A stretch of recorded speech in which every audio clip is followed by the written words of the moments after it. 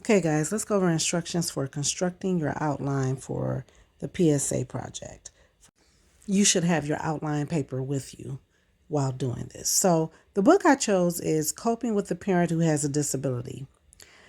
There are 3 steps before we begin. The first one, read through the table of contents that is at the beginning of your book.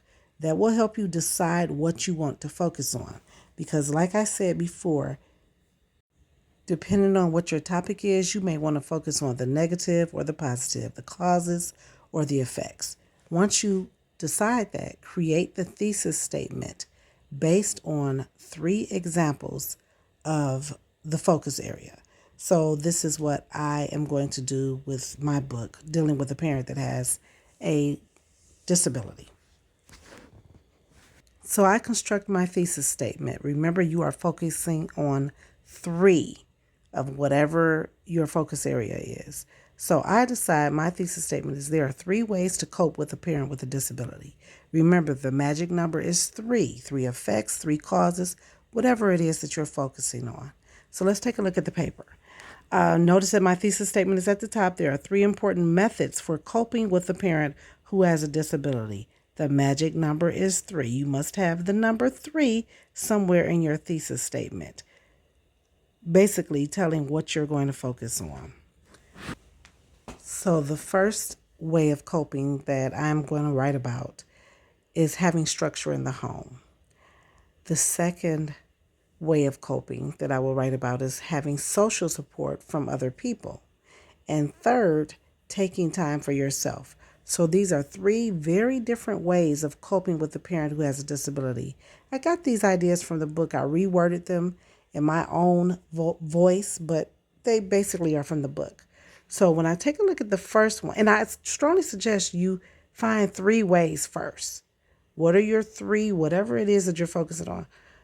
Find those 3 aspects first before you go on and add in your details. But now I'm going to begin adding in the details. So based on the section of my book that talked about having structure in the home, I was able to find these details. This includes having daily routines for sleeping, getting up in the morning, and eating. B, it will help to put away items in the same place all of the time. C, I have an actual quote from the book because you remember you have to have a quote in each body paragraph. So, in a life where predictability is shifty, defining as much as you can will help beyond measure. That is the quote that I found in my book, and I found it on page 64.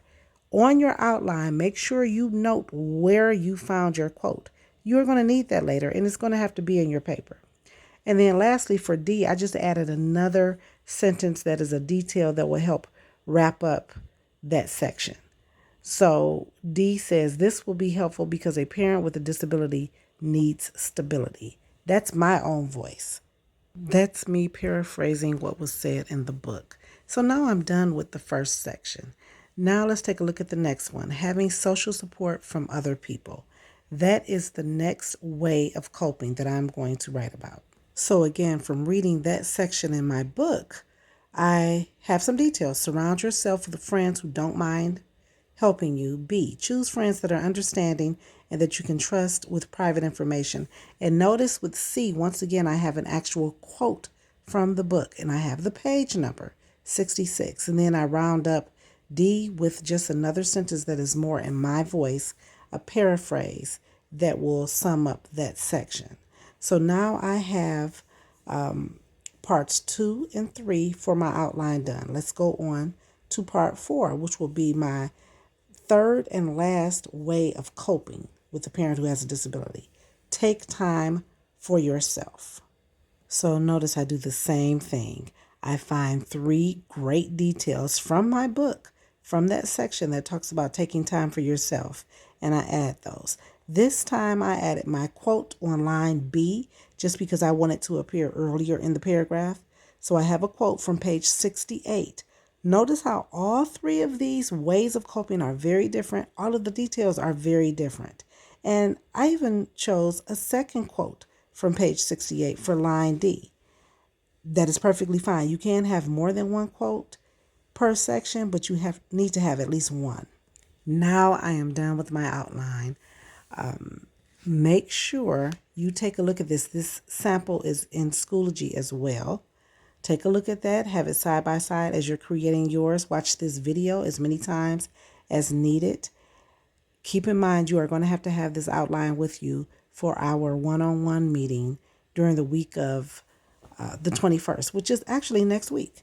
We're going to have our one-on-one meetings, and you need to have this outline with you. I need to see how much progress you have made with your project. So please leave a comment on this video for extra credit. Make sure your comment has something to do with what you have watched in this video. Do not just say hello or this was a good video. Address something, even if you want to comment on it, like I've already done this part or I need more help with this part. And have a great week.